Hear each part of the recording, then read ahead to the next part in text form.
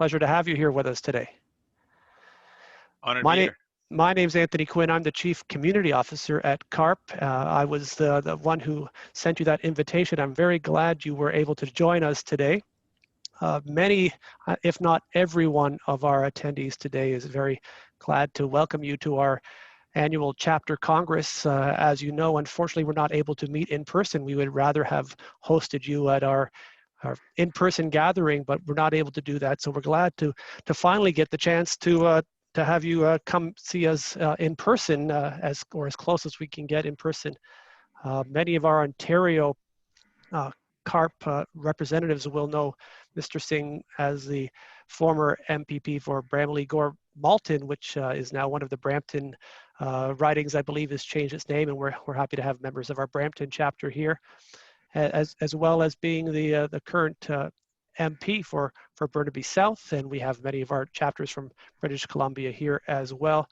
Mr. Singh, this is a meeting of the CARP volunteers who represent our chapters right across the country, and today you are speaking with representatives of 320,000 members right across Canada, and these are our most active volunteer leaders, and we're very pleased to welcome you to our meeting today. So you will have seen Mr. Singh in the House of Commons and on television news programs in debates. My children know him from TikTok, where he's become a bit of a sensation. So I wanted to thank Mr. Singh and welcome him. I think our plan is to hear from the leader of the NDP, and then to engage with some questions from our executive here at CARP, and then from our members across the country. So thank you very much, and over to you, Mr. Singh. Well, thank you very much, Anthony. Merci infiniment pour l'occasion, l'opportunité de parler un peu avec vos membres. Thanks so much for the chance to speak with your members. If I could defend myself very briefly about the TikTok bit, for folks, if you ever see any of the TikTok, it's a platform that is designed a certain way, and things are very lighthearted. So I know we're going through difficult times, and I always am worried anytime I do a TikTok that it seems that I'm not taking the serious situation we're in with the gravity that it deserves. But each of the platforms has a different language, if you can put it that way. They speak in different ways, and TikTok is a bit of a lighter audience in terms of the way you communicate. So please don't take that to mean that I don't take what we're going through seriously. It's just, I really believe in speaking to people where they are, and there's lots of people on there, and to engage them is important. It's kind of all spectrums. I'm here speaking with CARP, and I try to speak with folks on TikTok as well. Why not speak to everybody? Bill is enjoying my jokes right now. I appreciate that, Bill. Thank you. So friends, I want to just lead off by saying thank you for all the advocacy you've done. CARP is one of the most effective organizations that I've had the pleasure of speaking with. When I was a provincial member of parliament and as leader, I've seen CARP just continue to push for and fight for things that are really important to people that often don't have another outlet, another way to express their concerns. So CARP has really provided a voice to a lot of people. So I want to thank you for that. And if I can do just a little bit of an outline of what our focus has been throughout the pandemic, and then tie into my vision for how we can help seniors, but how we can help Canadians in general. What we saw in the pandemic is unprecedented, something that I have never seen the likes of in my lifetime. Many people haven't seen something like this, and the challenges that we've been up against have been pretty massive. So our goal from the beginning of the pandemic was, how do we get help to as many people as possible? That was our focus, and we used our position to continually push for help that included more people, particularly those that were excluded. And the different approaches that we were up against, the Liberal government wanted to design programs that would not help people they thought didn't need help, but they did that at the risk, and very real risk, of excluding some of the people that needed help the most. And our focus was the other way around. We wanted to help people who needed it the most, and ensure that in doing so, if there was people that didn't need the help, we could find ways to tax that back. So that was our approach, and that's why we fought to include students. We fought to include help to seniors, which had been completely missed. It was us that fought for that, albeit not as much as we'd like to have seen, and still much more that needs to be done. But the help that was able to come out to seniors, students, the commitment to get help to people living with disabilities. These are all things that we fought for and were able to win. The CERB in the first place, folks may not recall this, but in the beginning of the pandemic, we called for help that went beyond EI. And at the time, the Prime Minister said EI was good enough, that if we made EI just a bit easier to access, waived some of the requirements in terms of the couple of weeks, if they made it shorter, that more people would get help. And we said it would not be good enough. So when massive amounts of Canadians lost their jobs because of lockdowns, we fought for what has now been called CERB to get help to people, fought to keep the amount at 2,000 instead of the 1,000 the Liberals wanted, and really in a massive way helped out a lot of people. So that's been our approach. We're trying to help people that need help, and we've been focused on that. And now we're looking at the recovery, and there's a lot of worry. There's a lot of worry about the numbers rising. There's a lot of worry about long-term care homes. And we've been saying that this is not a surprise. Like in the first wave, I don't accept that people didn't know how bad things were in long-term care. I don't accept that. The evidence was very clear that cuts to healthcare meant that there was inadequate supports in place in long-term care. So I don't believe when folks say they didn't know how bad it was going to be. But there is no justification for not taking the steps in the second wave. We saw what happened in the first wave. The military was called in to care for seniors. There is no justification now to say that they didn't know that this was going to happen in the second wave. So we've been calling on very clearly putting in the protection and help for our seniors so that they are treated with dignity and respect. And we're going to continue to fight for that. The recent call we put forward was Revera, which is effectively a crown corporation that the federal government, in a little bit of a complicated corporate structure, owns and has very much responsibility over, and can influence changes over. And so we've called for the federal government to immediately move to move away from the for-profit system. Revera is the site of the second worst in terms of the treatment of folks that live there, COVID cases and deaths, and we want to see immediate action to protect seniors there. But then the question that keeps on coming up now, and it's a very fair question, people are worried about, as we look at all the programs that we've been fighting for and help to people are worried about how we're going to pay for this. And I understand that worry. People are worried that we've got this massive debt and there's a lot of deficit. How do we pay for this? And here's where I really want to be very serious about this. There is always a cost, and someone always ends up paying for these programs. And I want to be very clear, though. It should not be folks like you that have to pay for this. It should not be people that have lost their jobs that have to pay for the recovery or pay the cost of it. It shouldn't be the small businesses that were forced to shut down because of COVID-19 and are worried that they may never open up again. It should not be any of you. Who should pay for this recovery, because someone has to pay, should be those that have profited off the pandemic. And why I say that is we've got some really good evidence that during this pandemic, that the richest Canadians, and I'm talking about the ultra rich, not just people that are doing all right and getting by rich. I'm talking about the ultra rich. The ultra rich in Canada increased their net wealth by $57 billion during the pandemic. Some of these companies made record profits. They didn't just make their normal profits, they made record profits during the pandemic. And we can point to a couple of examples. We know that Amazon has made record profits during this pandemic. Walmart, Netflix, Facebook have all made profits above and beyond what they normally make, excessively above and beyond what they normally make. And they've made it on the backs of people who lost a lot during this pandemic. People like yourselves who, because of rules, outdated rules in RRSPs, had to withdraw your RSPs when stocks were down. People that had to lose their jobs, lost their businesses, they have been hurt while these ultra rich have made massive profits. So what we propose is similar to what was done during the wartime, a tax on excess profit, that those who have made massive record profits should be paying their fair share. So we're proposing that. We're also continuing to propose a tax on fortunes of over $20 million. If someone has a fortune of over $20 million, probably not too many people on this call, if any, that those fortunes should be taxed. That those at the very top should be the ones that pay, not the ones that have suffered and have already sacrificed during this pandemic. And that's to allay those concerns about who pays for this. There is clearly ways to address that. Offshore tax havens.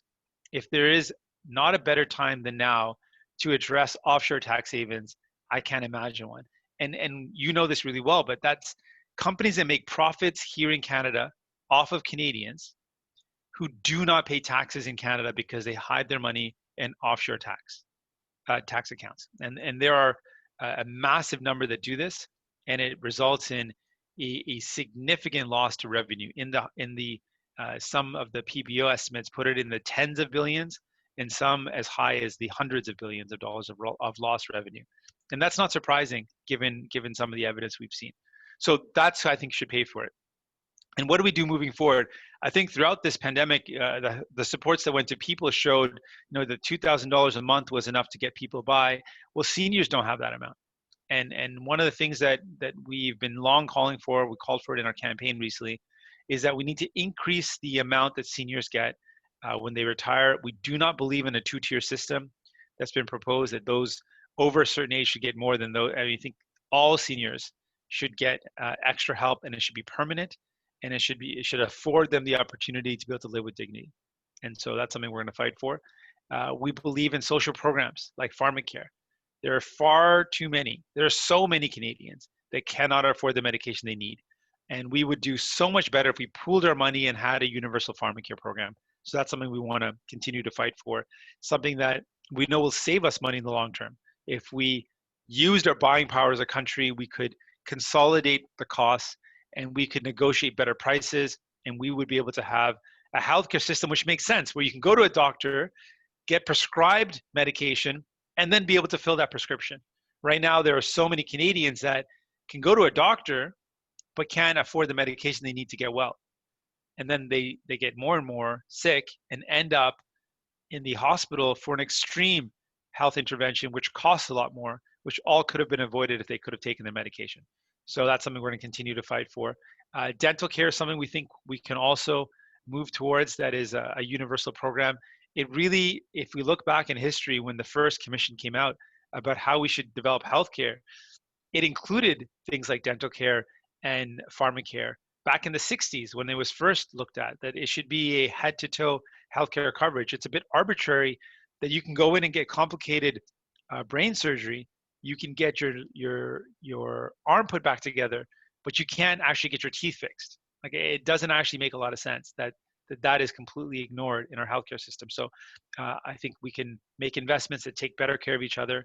People should not be reliant on their pension or their benefits at a job to determine whether or not they can actually get the healthcare they need. So that's something else that I really believe in. And all of this comes from this kind of basic belief that my mom taught me, that we're all connected. And as a kid, I can tell you, I thought it sounded a bit new age and a bit hippie sounding when she would say, we're all one, we're all connected. I didn't really get it. But what she meant or what she said, I think has really rung true. As I've kind of gone through life, I've seen we share more in common. When people around us are hurting, we're also hurting. But when we help the people around us, all of us do better. And I really believe in that principle, that if we care for one another, if we look out for each other, we actually can do a lot more when we combine our efforts. And we all actually benefit when we're all doing better. So that's my motivation around why I believe in the social programs, and why I think that we should ask the wealthiest to pay their fair share to contribute to building this better society. And COVID-19 has exposed a lot of the problems we knew were there before, and now we've got a chance to fix them. So I'll leave it at that. Thank you very much, Mr. Singh, for that opening address. We're a nonpartisan group. We have voters of all parties here amongst our group, and our mission is to improve the lives of Canadians as we age. And when we talk to our members, we tell them to hold their vote a little closer to their chest and not just vote for the party that they used to vote for or the parents voted for. That we believe that a lot of our advocacy is universal, and regardless of the party you are supporting in your own vote, your politicians should be advocating for the same things that we're advocating for when it comes to the health and benefit of seniors. I wanted to introduce you to Bill Van Gorder. He's our Chief Policy Officer, and he's going to lead off our questioning. Bill, I'm sure you'll be seeing Mr. Singh one day in Ottawa once we're able to travel again. So here's Bill. I certainly look forward to that time, but I do want to thank you, Mr. Singh, for joining us today, and we really do appreciate your thoughts about long-term care, about Pharmacare, better financial support. Very happy to have you mention dental care, which is the unknown part of healthcare that is really affecting our seniors, and poor dental care being a major contributor to many other health issues with seniors. And I know it comes as no surprise to you. You mentioned it yourself that long-term care is certainly of great concern to older adults right across the country. But in CARP, 95% of our members tell us they would prefer to stay in their own homes and have their needs met in their own home community. And we're wondering what your party is thinking about when it comes to improving home care and community care, so that not all seniors have to look forward to eventually going into the warehouse of a long-term care facility. Thank you very much, sir, for the question, and I appreciate your comments. Thanks for the kind words. I should have started off by saying that personal care homes and long-term care homes should be the absolute last resort for many reasons. One, for the desire, what people want, what they wish, they would rather live at home. In terms of quality of life, there's a lot of evidence that people actually live a better quality of life the longer they can stay in their own homes. And in terms of practicality, it makes more sense that people can stay in their own homes. It's more efficient. It's a better use of our resources. And I think finally, kind of the amorphous, hard to determine, but it's the dignity that comes from the ability to live in your own home. There's a dignity that we all as humans want to see reflected, the independence, the respect that we get from having that ability to live in our own home. And I support all those, for all those reasons. The first response that our healthcare system should take to any older adult is that, what can we do to give you the help and supports so that you can live at home as long as possible, and ideally for the rest of your life, if that's what you choose. And so to do that, we need to invest massively in home care. Home care needs to be something that it is not piecemeal or arbitrary or unpredictable. It should be something that any senior, any older adult that chooses to live in their own home can make that choice with all the dignity and support that they need. So that is absolutely our first belief when it comes to care. And I really believe that the solution isn't through a tax credit approach. I mean, there might be some tools there, but really it means investing in home care, federal dollars investing to support provincial programs so that people can get the care they need in their homes. Good. Well, thank you. And it is really comforting to not only hear your answer, but to realize you really understand the issue that our members and seniors across the country are talking about. They really do want to be in this discussion with government, so the government understands what they need. They want these services provided with them, not just for them. And many CARP members really want to see long-term care the same across the country. We talk about long-term care, of course, we're talking about the whole continuum, including home care and community care. And whether that's under the Canada Health Act or under its own act, and frankly, many of us think that the Canada Health Act is too complicated, that long-term care should be a separate act of its own. But what do you think? How can we make sure that your postal code doesn't determine the level of care you get? That's a great question. Folks in Brampton will remember the fight that we had and we continue to have about postal codes determining your auto insurance rates and how that's so unjust and unfair. We started that fight, or I was a big part of that fight. That continues to be ongoing. But yes, when it comes to the care you receive, no matter where you live in Canada, you should have excellent care.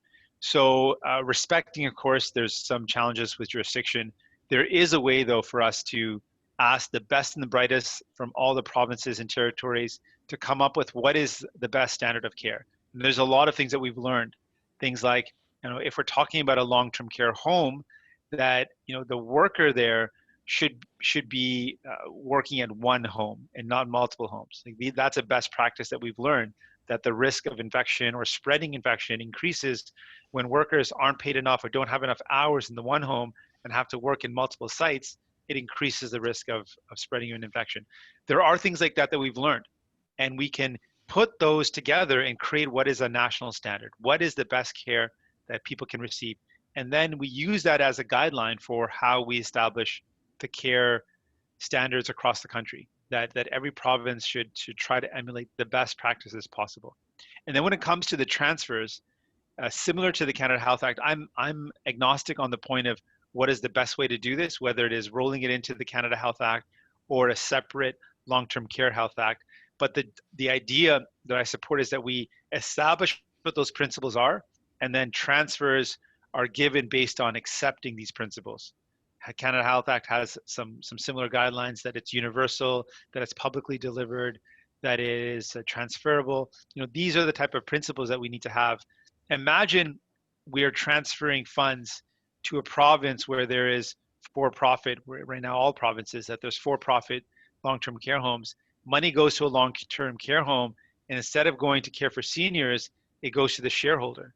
I don't think any Canadian would sit well with any Canadian, that money that we're spending supposedly to help seniors ends up in enriching a company's profits. That would be wrong. And so that's why having some standards, having some guidelines about what are the principles that we should use in order to make those transfers possible, they should be national guidelines that revolve around some basic principles to ensure that there's care. Good. Well, thank you, and it's heartening to hear that too. I want to give the opportunity for some of our members across the country also to ask questions, but I had two others. The first, a quick one, I think, because we did hear you clearly say about the equal healthcare access across the country, and CARP is really concerned that vaccines, the high dose vaccine, the pneumococcal vaccine, the shingles vaccines are not equally available all across the country for adults over 65. I think I've heard clearly that your party does support those being available to everyone? Yes. Yeah, simple and clear. So we won't take the last question I'd like to ask, though. The government, as you know, the current government has promised to boost the old age security by 10% for people over 75. They promised a Canadian pension survivor benefit, raise 25%. Neither of those happened since the election. How can your party help make sure that doesn't go by yet again in this government? Yeah, we'll keep on putting the pressure on that these things need to be acted on. We know that the Liberal government needs to work with us to pass any legislation.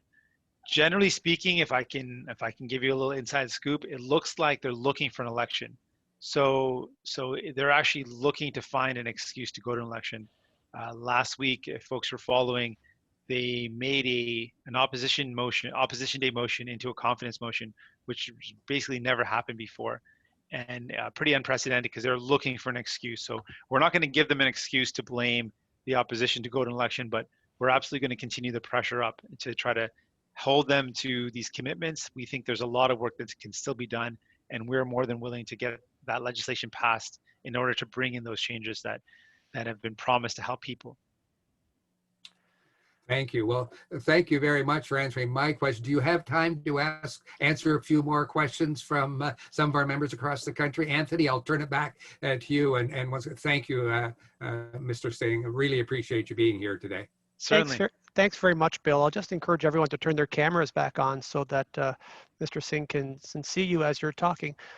And if you have a question, please send in chat to Lee, and I'll be seeing those as well. The first question that came in was from Terry Miller, and Terry is the president of our CARP chapter in Brampton. Mr. Singh, you may remember the Terry Miller Arena named after this gentleman. So this is Oh, Terry yes. Miller. Terry Miller coming to you live.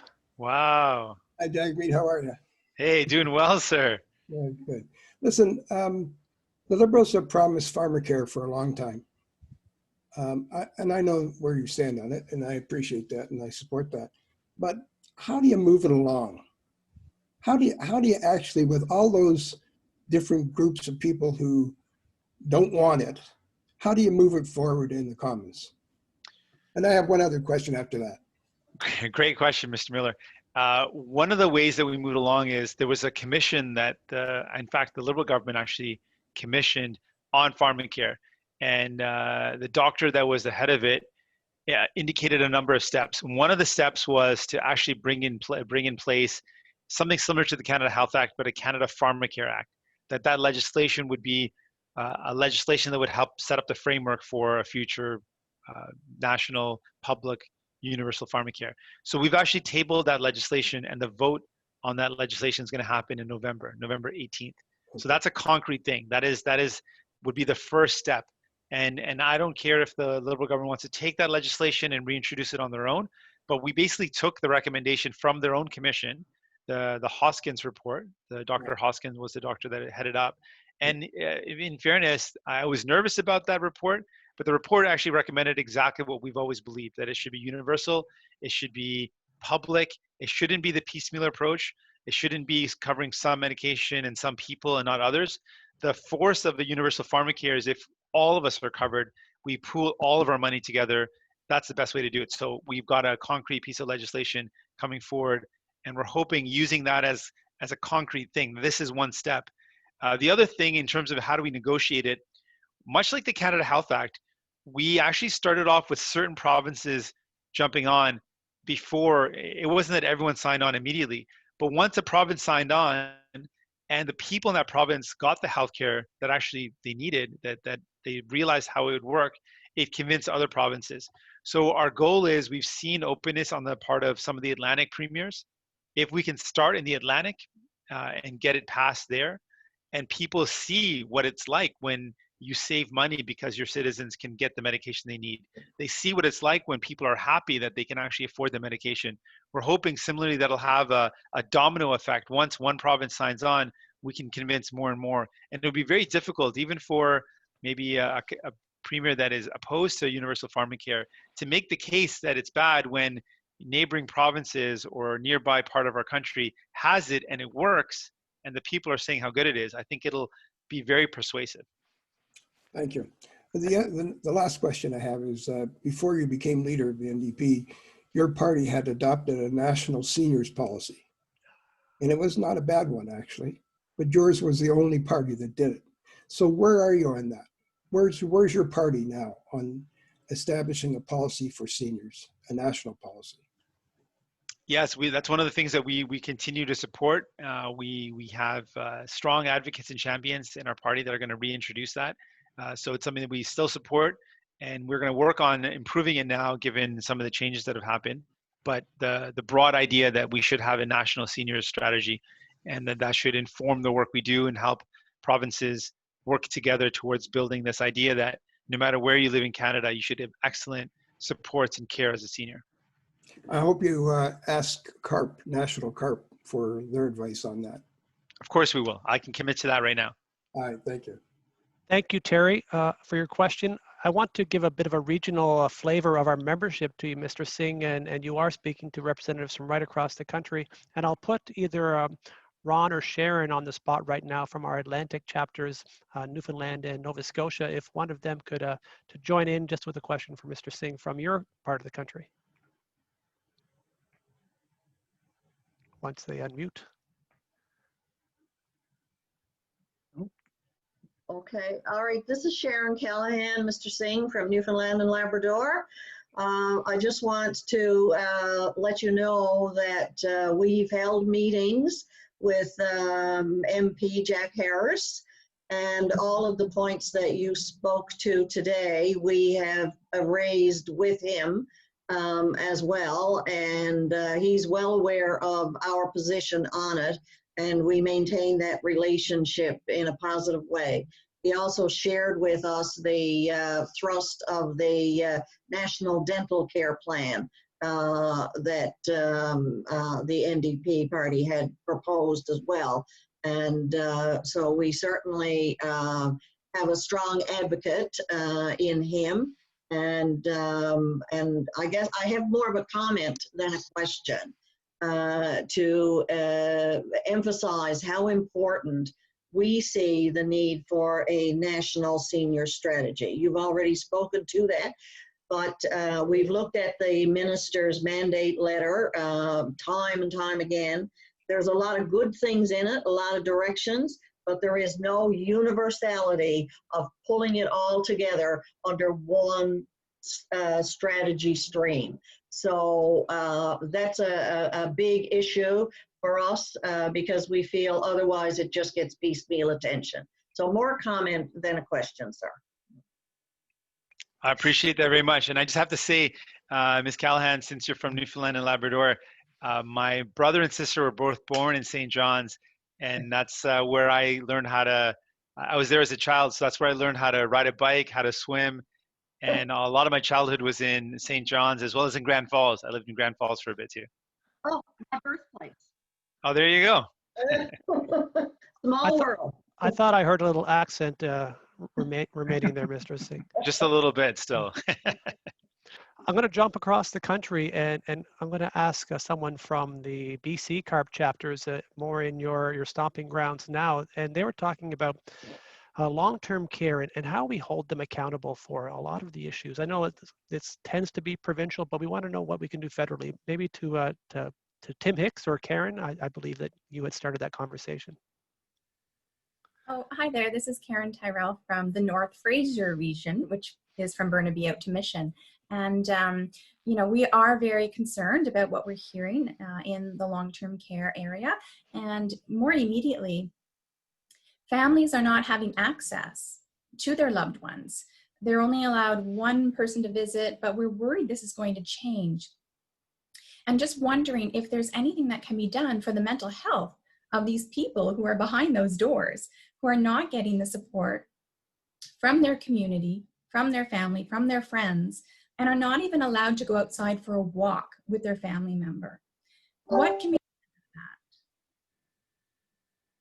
that? Thanks, Karen. And you know, it's funny, we went from Newfoundland, Labrador, where I grew up as a kid, and now where I represent and live to Burnaby or to the Lower Mainland. So that's pretty cool to have a Canadian connection to East and West.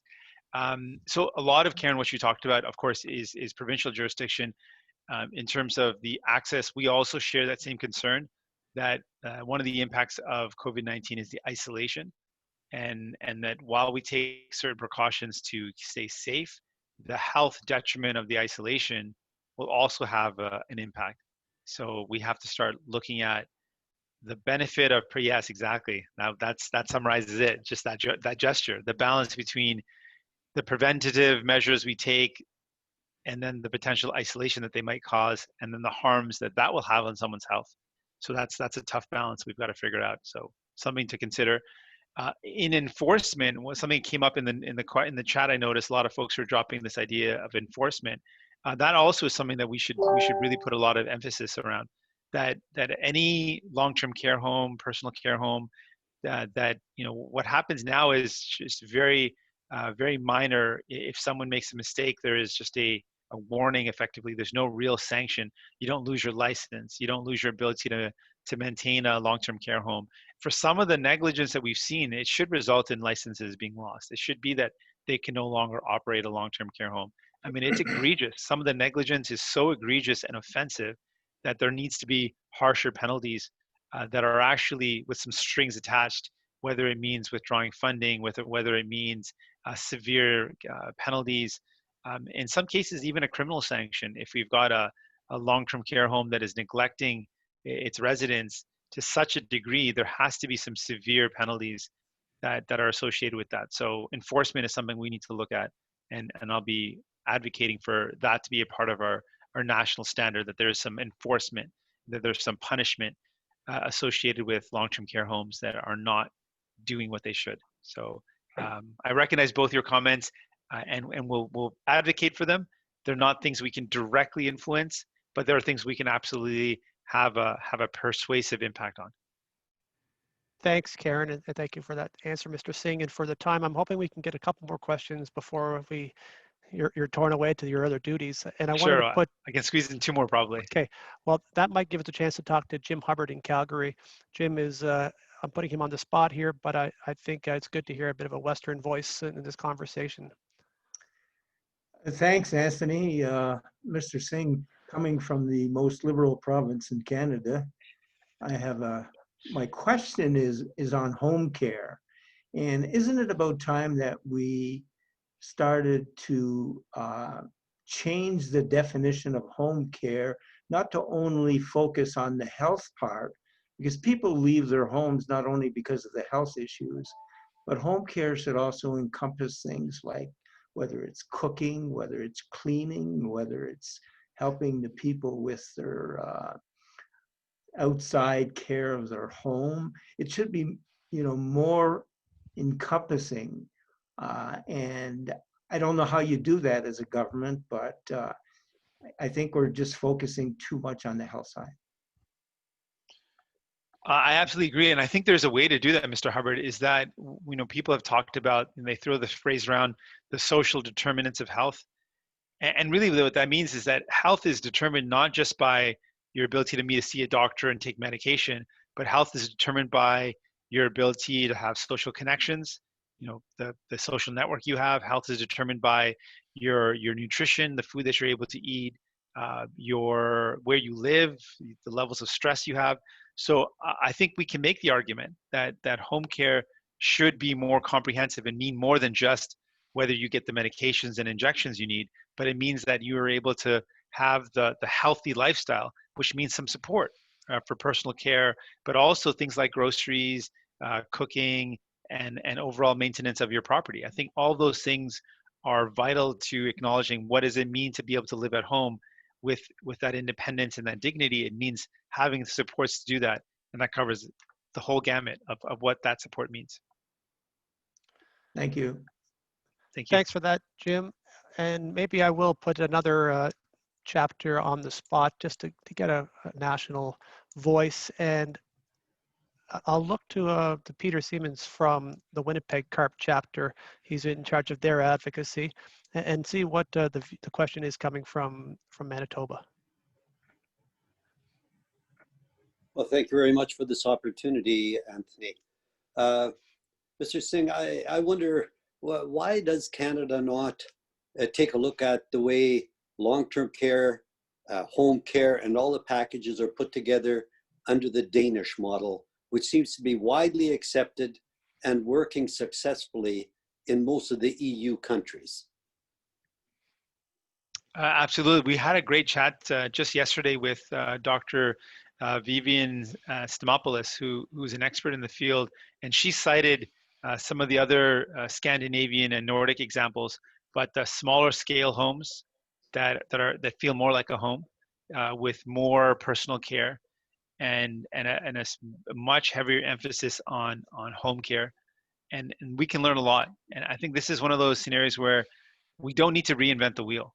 When there's a great deal of evidence of something that works already available, why don't we use that? And I think the Danish example, I've looked at Norway and Finland. There are many better examples where we could follow and put in place what they've already discovered works with lots of evidence and lots of great research behind it.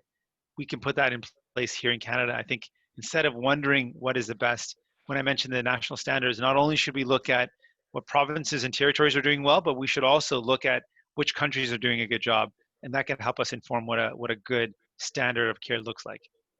So, Mr. Singh, this is probably the most powerful moment you have in your as head of the NDP party, because without your support, the Liberals will fall.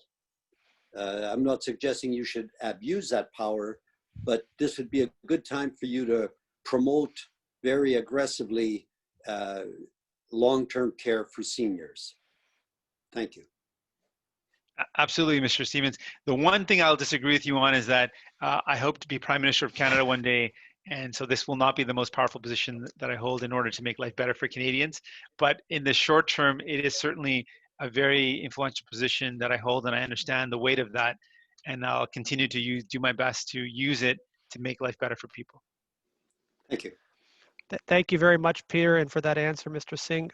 I will maybe go back to Bill, just if he had anything else that came up on his mind while we were talking, and then I'll ask all of you again to turn on your cameras and actually lean into your screen. We've promised a nice group shot for everyone. So, Mr.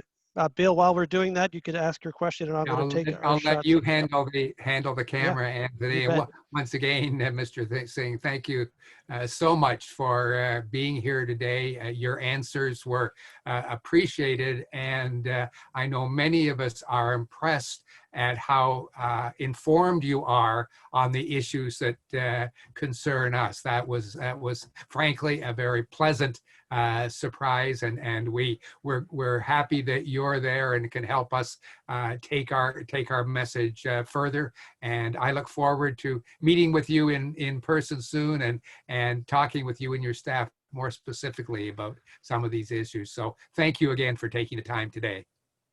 Thank you very much, sir. Really appreciate it. Thank you, Mr. Quinn. Thank you to everybody online. If we can also do on my end, my staff is going to take a screenshot as well, if that's okay with all of you. So if you can stay close to the screen, bring your smiley, happy faces in, and we will take a screenshot as well. I'm going to leave it to Jonathan Gauvin to do that screenshot. So I'll do a quick countdown. 1, 2, 3, CARP. CARP. Thanks so much. Cheers. Appreciate it. Thanks again for your time. You'll be hearing from us, as they say. Thank you. Thank you. Thank you. Take care. Thank you. Bye-bye.